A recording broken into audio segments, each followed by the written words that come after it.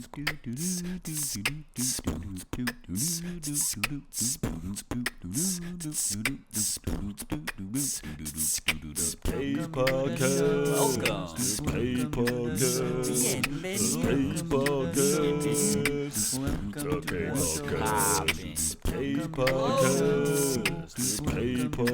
how the fuck are you? I'd probably care you.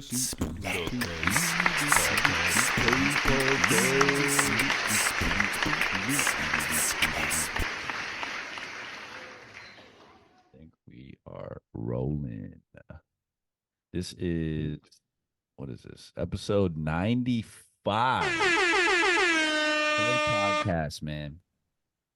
We got a special guest, one of my longtime friends I've known since high school, since I was like 14 or 15 at this point. Got my man Jay Coggin, one of the best bass players on the face of the earth, software engineer slash genius, man. How you doing, Jay? Good, man. It's good to be here. Yeah, man. It's good to just fucking see your face, to be honest with you. Dude, same. Been a long time. I didn't realize you Been a cut your minute. hair though, too, until I just saw you. You had a Dude. minute. Yeah, I mean, down here for a minute. Dude. I mean, being there and then back here, it's the way to go. You're staying with the short. I'm staying with the short right now. We'll see what happens long term, but That's fair. I'm loving the freedom. I don't blame you, man. I don't even 2016, I think, is when I started growing my hair out, and I just never looked back. Dude, yeah. I can't even see how long it is back there, but you got some length for I sure. just got a trim over Thanksgiving break, but it's it's resting on the bottom. Right. Uh-huh. But all right, man, I appreciate you being here. Like I told you, I'll do a little segment just to kind of break the ice and let people get to know you a little bit. We call it the ones and twos. I'm just gonna throw two things at you and just pick your favorite, All right. Insight into the Coggin noggin, you know what I mean? All right. First off, day or night? Night. Sweet or salty? I'm gonna go sweet. Okay. Beach or mountains? Ooh, I'm gonna go mountains. Stay away from that sun. Roast too easy. Coffee or tea? Coffee. Okay. Booze or buds? I'm gonna go booze. Nice. Foreign car or a fancy boat? Ford car. Okay. We'll get into that. TV or movies? TV. For water, do you like sparkling or still? I'm a converted man on this. I'm a sparkling man now. Oh, they fucking turned you to the dark side. Well, I'll say okay, talking like LaCroix and stuff. I like seltzer waters, but if I'm, I still drink still water. But, Right. yeah. I'm not too bougie to drink some regular. I'm not, yeah. And this is this is LaCroix stuff, we're not too, this isn't bubbly or whatever. Right. They, if you had a choice, fly or teleport? Oh. Yeah, these teleport. are all nice, by the way. You said teleport? Yeah. Just Okay. get me there. Yeah, let's just go, baby. All right, laptop or desktop? Desktop. Nice. We got a throwback. I don't know if you ever played these games growing up, video games. NFL Blitz or NBA Jam? Blitz. Blitz all the way. Oh, yeah. Get that big head, fucking body slam. Oh, yeah, dude. Oh, that's great. Another throwback, Ninja Turtles or Power Rangers? Ninja Turtles. Oh, yeah. Honestly, I don't know if anyone's picked Power Rangers on that one. Really? And I'm Ninja Turtles all the way. I liked Power Rangers, but if I had to pick, go Yeah, for sure, dude. Like me and my brother used to be Leonardo and Michelangelo for like Halloween, like every year for a solid couple of years there. So That's big fans. I want to say those were mine and Eric's favorites too. His was either Leonardo or Donatello. I feel like it was Leonardo though, and mine was Mikey for sure. All Oh right, yeah, chocolate or vanilla? chocolate. Nice. Podcast or radio? Podcast. Hey. Um, smoothie or milkshake? Milkshake. It's for pleasure, you know. Got it. I have my smoothie right here, but it's with the chocolate protein, so it kind of tastes like a milkshake. Got him. Dude.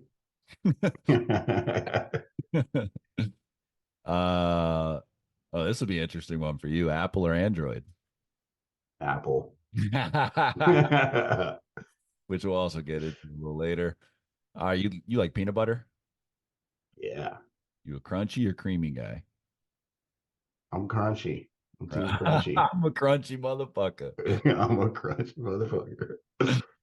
Um, do you like your OJ with or without pulp? Give it to me. Give me that pulp. Yeah, no, I'm the same way, man. I feel like that's some Florida boy shit right there.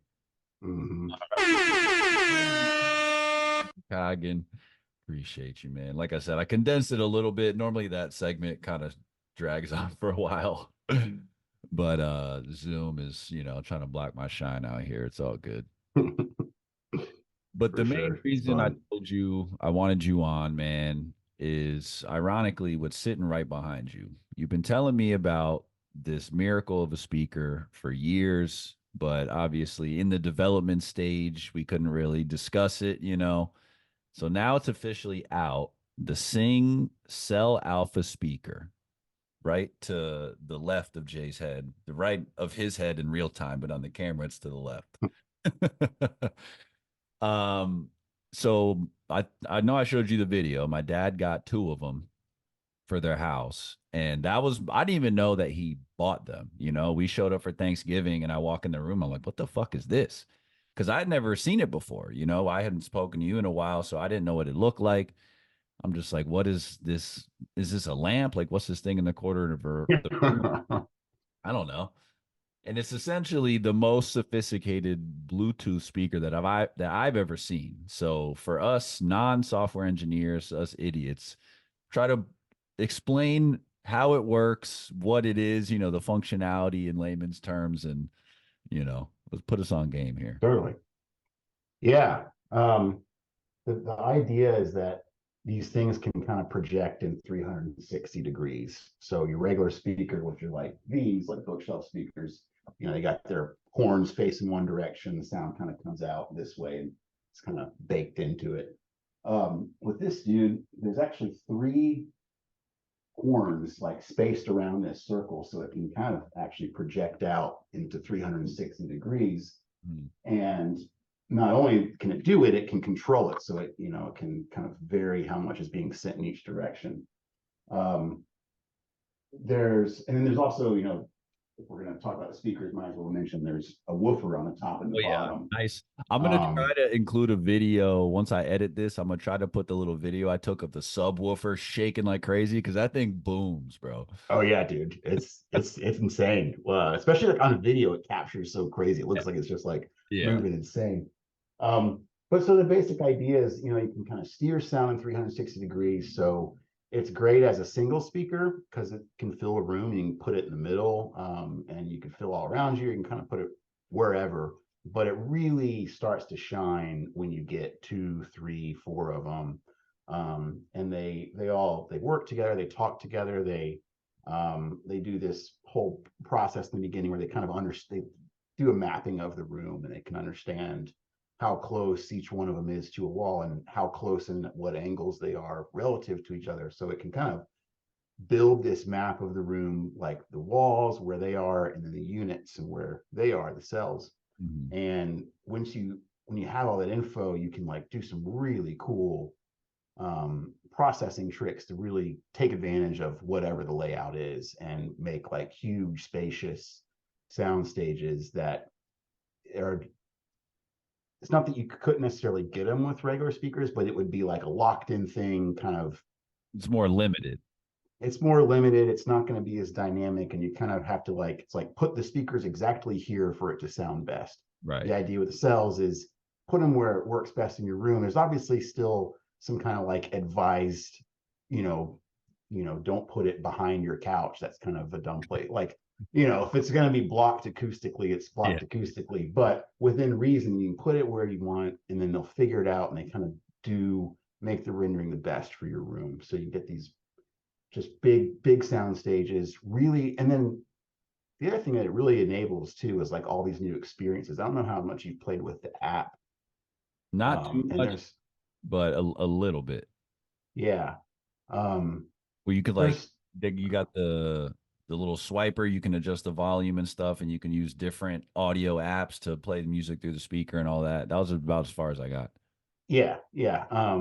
And the idea too is like that you can put these apps in there and you can kind of play with them in your space. I don't know if you did this, but I mean, you kind of, each like sound source has a little puck that shows up in your kind of circle of the room that's displayed, and you kind of move that puck around, which will actually, you can hear. I mean, it's like it's physically, it's kind of as if this sound was like an object, and you can kind of place it in your room around you, and it's dynamically changing all that stuff, and it enables some really cool like immersive audio type new experiences. So think like not just playback of a recorded sound or recorded music, which is what we're mostly using them for, but like new kinds of things where they want to get sound creators, people that are like doing kind of interesting things in spatial audio, to kind of use these as like the tools to create experiences. And they've already done some stuff with like these cool art installations where people are using them in interesting ways. And so it's for the things that like really matter to most of us, it's an amazing sounding music speaker. But it also is kind of a game changer in terms of the hardware and the software, and what you can do with it enables these totally new types of things that people can dream up and design. Right. Like, yeah, if I had one, most likely I would primarily use it for music, but like how I think my dad is going to use it and how I'm sure other people use it, it's essentially just part of your entertainment system. It's like bringing a new definition to surround sound. Yeah, totally. Fucking R2D2 speakers. I mean, yeah. The Death Star.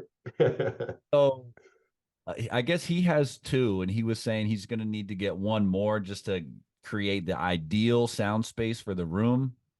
Yeah. I mean, I know this because he showed me where he's putting them and everything. I think it's going to sound like killer once he gets three in there with where he's got them and everything.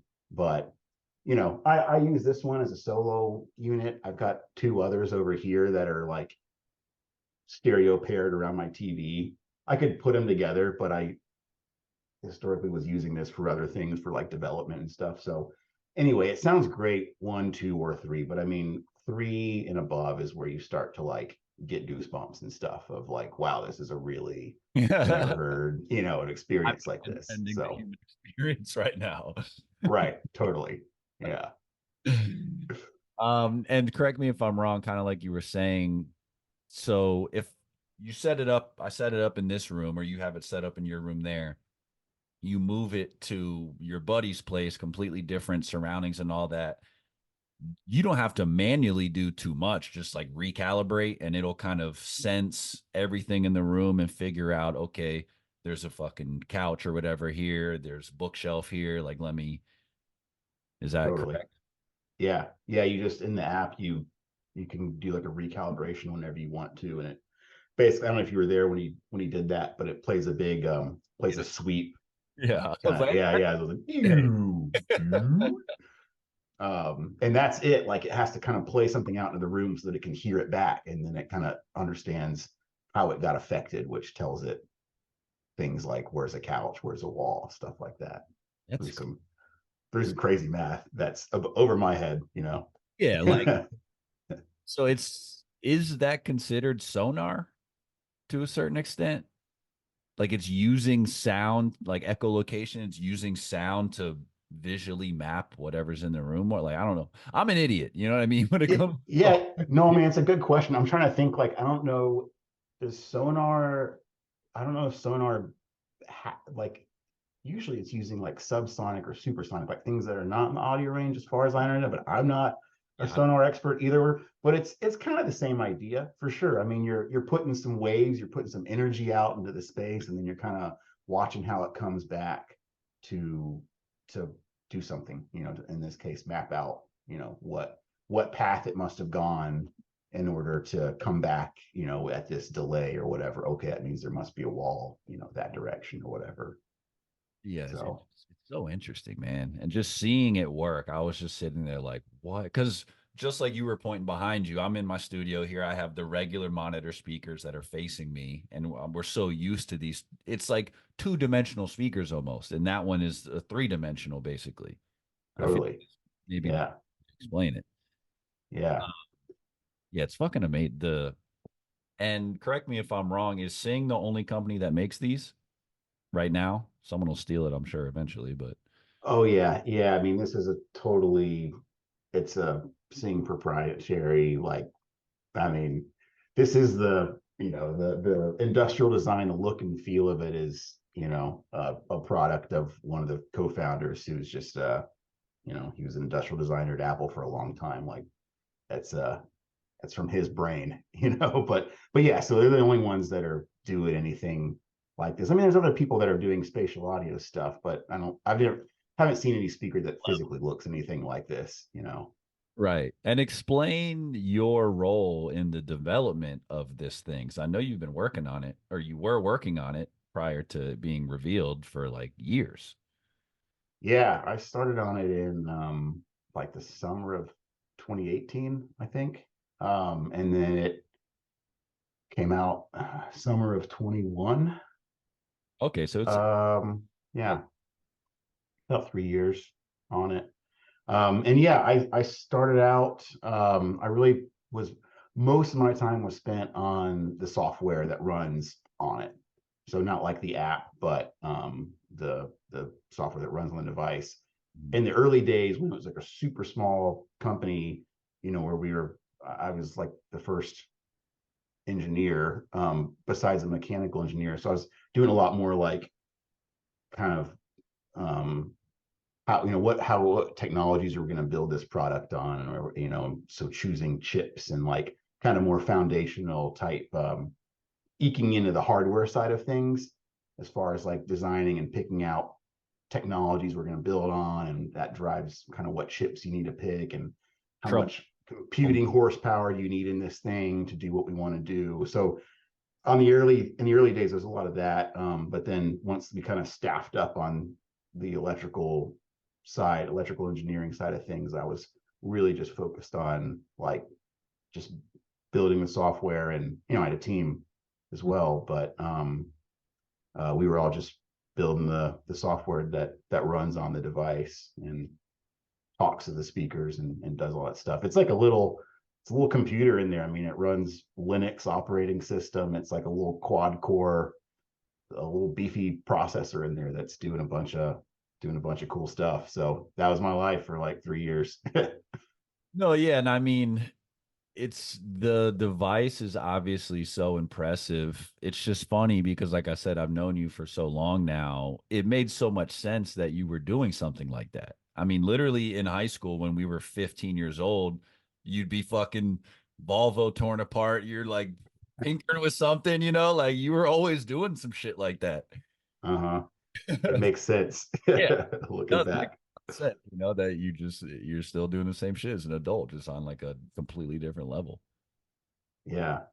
Dude, and that's a good point. I mean, on the like the whole completely different level thing, it is super cool and humbling to like to get to be in on the ground floor on a project like that, where um you know funding is there to hire like the best of the best, and you're really, you're building a small but really powerful team of people, and yeah, you're on a completely different scale from what you could do as like a DIYer or whatever. I mean, you've got not only the budget, but the expertise, and you're able to like absorb a lot of that knowledge and work with those people. I mean, I know it sounds kind of cliche, but it's like an amazing thing to, and it's kind of different. I guess maybe the big thing is it's so small. It's like such a small company that like, there's no one shielding you from that aspect of the product or that aspect. It's like, oh, he's right over there. He's across the room, whoever's, owning some aspect of it. So you just, it's an amazing,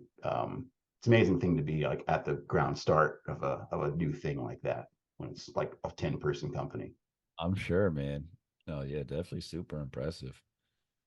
And I mean, do you want to talk about your current venture? You said it's up to you. I don't want to reveal too Yeah, much. yeah, for sure. No, no, not at all. It's public and it's out there. Yeah, I lately, and actually, funny thing is, I kind of started this years ago before I even got involved at Sing, but resurgence now. The thing that I'm doing on my own, I started a company called Cantaloupe Radio, and this is like, you know, if audio kind of combines like my music love and the kind of engineering side of my brain, this is like putting it all together. Cantaloupe Radio, which is those two things, but add in old cars. Um, and so, which as you just mentioned, like, um, I'm just a sucker for like, old like 80s European stuff and really just anything old. Um, but yeah, so Cantaloupe Radio, the idea there is we take um here's a yeah, that sitting here, but like the old factory radios that would have come in, like this is like out of an old BMW. But taking the factory radios that came in these cars and retrofitting them with Bluetooth and hands-free calling and voice assistants and doing it all in a way that's completely hidden from sight. So it's just all inside the radio or behind the radio, but like you would never know it from looking at the radio in the dash. And this really just came about because it's like that these cars have already come back into they're modern classics now, and they're becoming more collectible, and people want to get them back to kind of the original look of the car. And a lot of people over the years put in those kind of aftermarket radios with the big like blinking lights, and like it's got some video of a dolphin whatever flying across. It's like just stupid stuff, in these aftermarket radios. And I think a lot of those companies just did this stuff because they could, or maybe it looked cool to like a teenager or something. But a lot of people, I think, as these cars are kind of like maturing and coming back into out of the attrition stage and like into the collector stage, people want to restore them back to how they are. So the idea is to kind of support that by, hey, you can have the original radio in your car, but you can still listen to your music and kind of use it like a modern thing. So True, kind of like meeting in the middle. it's like getting you the best of both worlds, without going like full on Apple CarPlay. Right. But because that wouldn't really look right in these like old 80s cars, and just the aesthetics of them are just different. They just kind of lend themselves to big clunky buttons and old school displays and stuff. So No, yeah, I mean that's a valid point. I'm sure you remember my dad's got that 66 Mustang, oh and yeah. he had to restore the radio that was in there. And I mean, it's to today's standard, it's still considered old school because I don't think there's like Bluetooth or anything. You have to do the auxiliary. So like today, Yeah. that's vintage, you know what I mean? Right. Um, Oh, 05 vintage. right. But it's funny because even that feels weird though, because the car's classic and like everything about it is vintage. But then even the digital display on the radio, I'm like, this doesn't feel right. Right. Yeah, totally. It's And that aesthetic or whatever. But yeah, it's like, I mean, comparable, I guess, to like vinyl. People don't want to listen to MP3s. They want to listen to vinyl because it's a real, tangible thing. There's more body to it, if that totally. that makes Yeah, sense. it's an experience. Right. But speaking of music, I know we were talking a little bit earlier. So And like I mentioned in the beginning, Jay is you're probably the best bass player that I've known, like on a personal level, to be completely honest with you. Not just No. yanking your chain because we're on the pod. Like ever since we were 15, 16, like you've been fucking ripping the bass. So talk about your Appreciate that. no, yeah, definitely, bro. You said 2 bands up in Brooklyn, New York. That's right. Yeah. One of them is called Leon Sinks, which that name comes from. I think it's like a sinkhole in Tallahassee or something. The lead guy from that band grew up around there. But Leon Sinks, there is a SoundCloud for. You can just Leon Sinks on SoundCloud. I'll put all And stuff below the description for sure, so everyone can check it out. cool, nice. And yeah, play bass in that one. It's a 5-piece band. And I was telling you earlier, like one of the coolest things for me on that is we've got a pedal steel player who we met up here who's like a phenomenal pedal steel player and like plays everything. I mean, started out on drums, and I actually, yeah, pedal steel was his COVID project, which is like, all right, dude, come on. Like, I mean, he plays this thing for like 6 months and he's amazing. Um, Explain but explain the pedal steel for people who are unfamiliar. oh, for sure. Yeah, it's like it sits. I mean, so you play it sitting down like at a chair or a stool, and it sits like, it's on like a table kind of on its own little stand. I mean, it's not really a table, but it's just like table height. But it's this about this wide. It's got like, I don't even know, like 12 maybe or 10 strings. Not like a 12-string guitar though, like 10 or 12 like individual strings across this thing that run side to side. And you play it always with like a slide on this hand, and then you're like plucking it with like, picks or whatever. I mean, I don't really know, but they're, Banjo with the little like not the thimbles with the fake like the metal nail type shit on it or whatever. I think some people do that. I think it's kind of like player dependent, and I'm sure there's taste around like how you play it and stuff. But yeah, I think it's something like that. So they're doing that, but then there's also these reason for the name pedals. There's like 3 of them that are down on the ground here, and they can like press a pedal, and it's like each one of them does a different like bend. But like, let's say one of them might, like, you press that pedal and the thing like bends like a perfect fourth up or something. So you can do these like really controlled, but like big distance kind of like bends that you couldn't really do an electric guitar because you can only do like, maybe 2 notes bent up or whatever. But these, you can like do these really cool, just different sounds. And it's kind of like, if anyone's listening to like old country or really even like old rock, it's kind of that like crying guitar. It's got a real like kind of sad, like heart tug kind of sound. But it's super. I mean, it can work in a lot of different things, but that's, I think, people like associate it with like that sort of thing, like country ballads or something. But dude, it's just a really cool instrument, and it's amazing. I mean, it's like they're working full body, like their hands, they got their feet. It's a thing. I mean, I tried to play it once. I was like, nah, this Yeah, is fuck this. I'm Yeah, out. I wonder if it's easier for drummers because we're so used to doing hands and feet at the same time, kind of deal.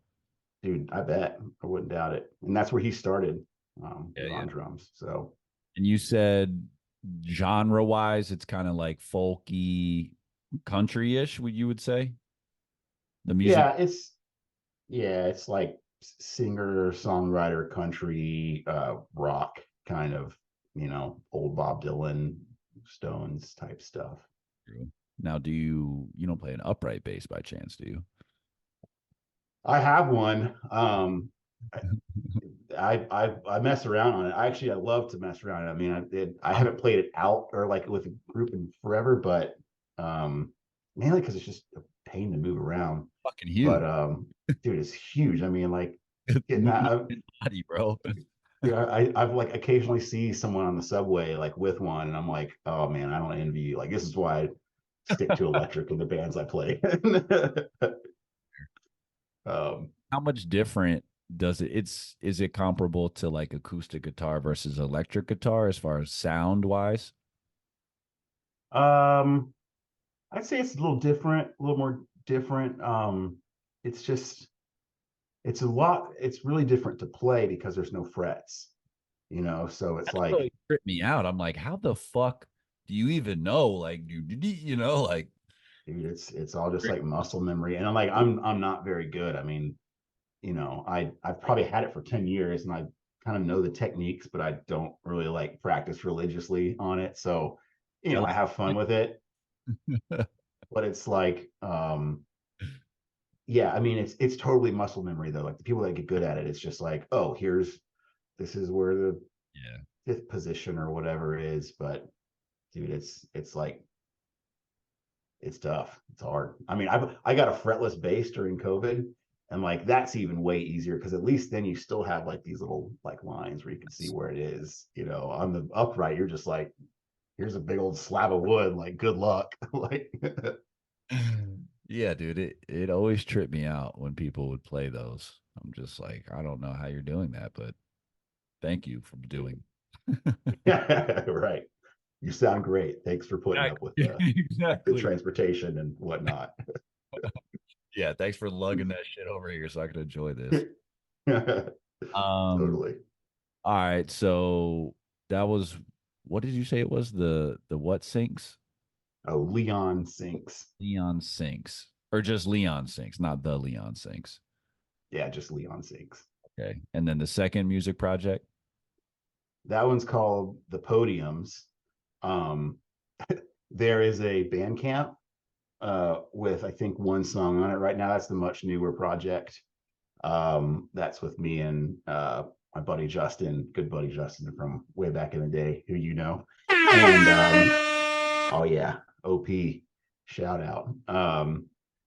But but yeah, that's me and him, and then our buddy Mike on electric, and then we're still kind of looking for a drummer. We've been playing with I'm moving to oh, Brooklyn.